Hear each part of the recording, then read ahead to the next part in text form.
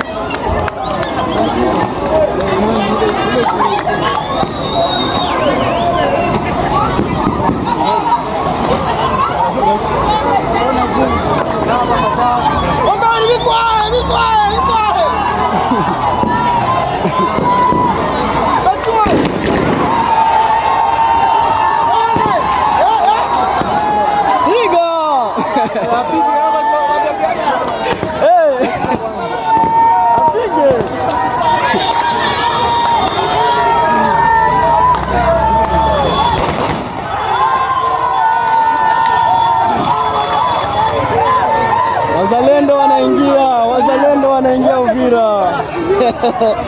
Moto na waka, moto na waka. ya.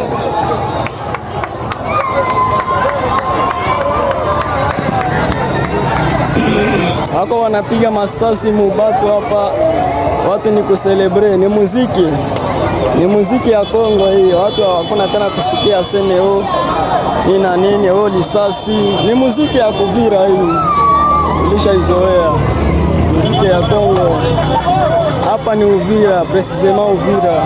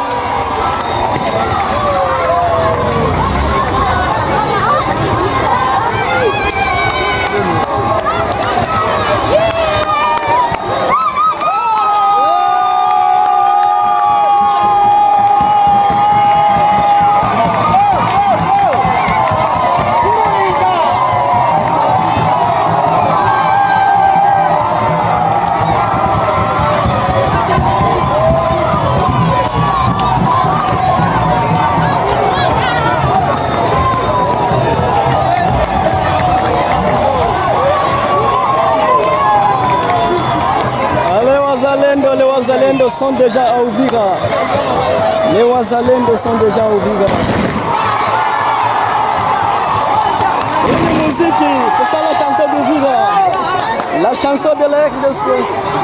Ah, les Wazalendo, les Wazalendo. Washamoto, Washamoto, Washamoto, Washamoto, Washamoto, nous sommes tous les Wazalendo. Washamoto, sisi sote ni Wazalendo.